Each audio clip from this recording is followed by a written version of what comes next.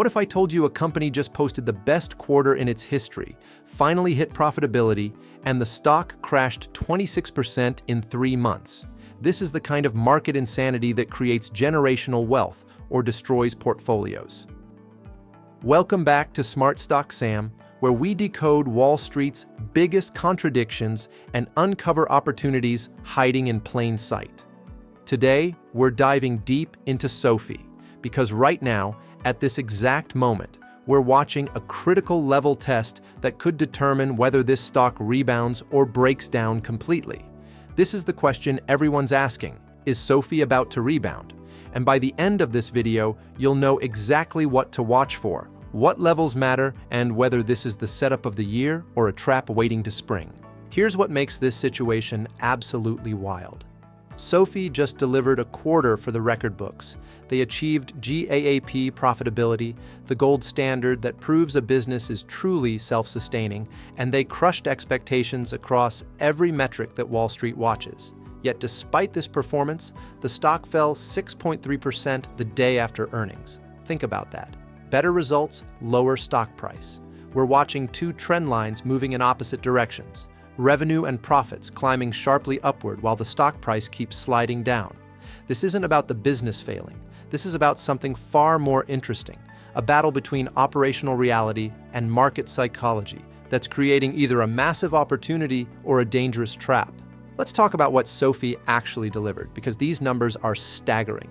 Revenue hit $1.1 billion, beating Wall Street estimates and marking a massive milestone. Adjusted EBITDA, which measures core operational health, surged 60% year over year.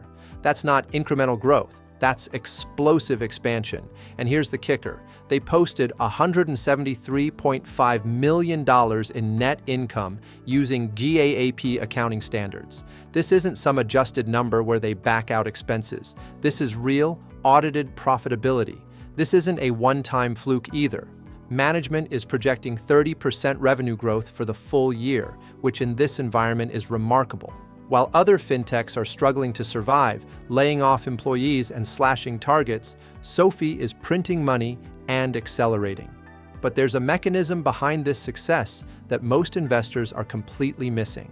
SoFi has cracked the code with what they call the Flywheel Effect, and this is where it gets really interesting. Here's the game changer. 44% of their revenue now comes from non-lending sources, their tech platform, and financial services products. Why does this matter? Because they're scaling with users and engagement, not just piling on credit risk. This creates predictable, recurring revenue that doesn't depend on interest rates or credit cycles. But the real magic is happening in their funding model. Get this: 97% of their loans are now funded by their own members' deposits, money that customers keep in SoFi checking and savings accounts.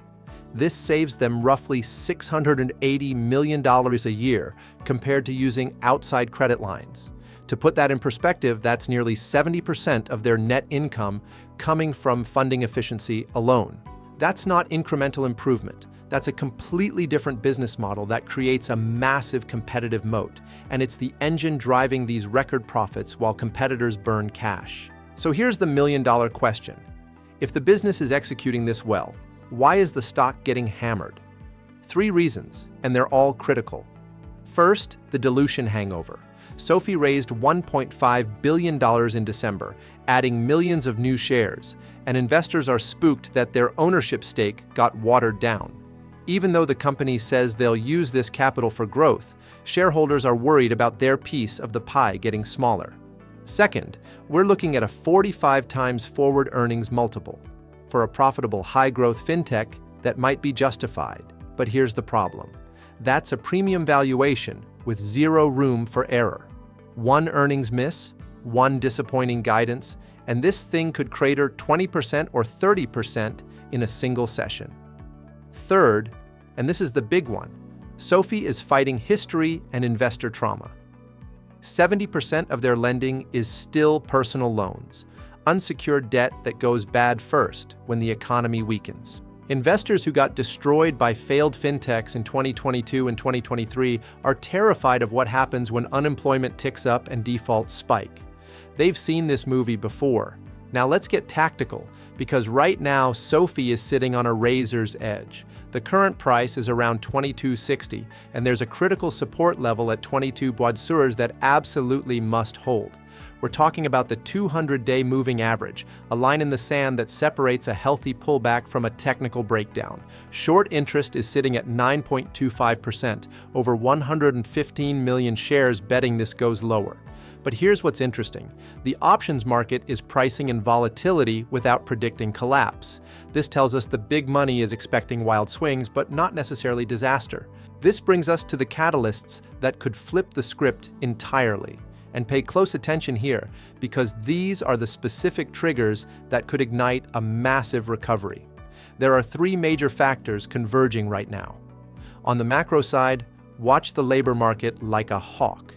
If we see weak labor data or rising unemployment claims, the Fed could be forced to accelerate rate cuts faster than expected. And here's why that matters. Lower rates historically rocket growth stocks like SoFi higher because they improve lending margins and make high multiples more justifiable. Internally, watch for what I call analyst defense. If major firms like Goldman Sachs or Morgan Stanley start reiterating buy ratings or raising price targets, it signals the smart money thinks this sell-off has gone too far. That institutional support can be the floor that stops the bleeding. But the nuclear option, the real game changer, is potential S&P 500 inclusion.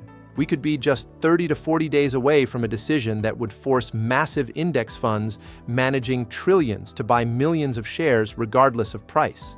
That's not discretionary buying, that's forced, mechanical buying that creates a supply-demand imbalance, pushing prices sharply higher.